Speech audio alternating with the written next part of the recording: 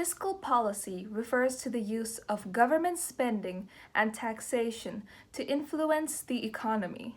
For example, if the economy is in a recession with a large negative output gap, like we saw in the 1930s, economist John Maynard Keynes argued for a large injection of government spending on infrastructure to stimulate jobs and growth to compensate for the decreased consumer spending.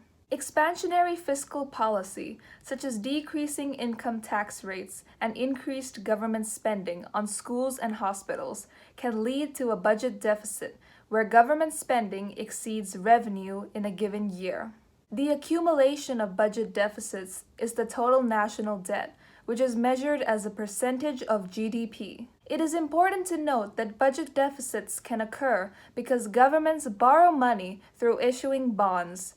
Therefore, there is an opportunity cost of future debt interest payments whenever they run a deficit. Fiscal policy is also used to redistribute income through progressive taxation and government spending on merit goods, welfare payments, and unemployment benefits to increase living standards for those on the lowest incomes.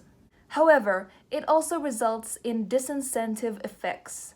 For example, if corporation tax is too high, many firms will relocate or find ways to evade taxes. There is also the multiplier effect in the economy because one person's spending is another person's income. This means that the first round of fiscal injection can lead to further increases in aggregate demand due to the multiplier effect. Another key concept is the marginal propensity to consume. This means that for any extra given dollar, how much of that do you spend on goods and services? Those on lower incomes tend to have a higher marginal propensity to consume than those on higher incomes, who tend to have a higher marginal propensity to save that extra income.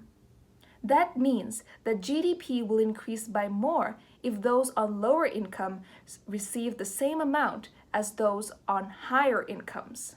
And that is the end of fiscal policy.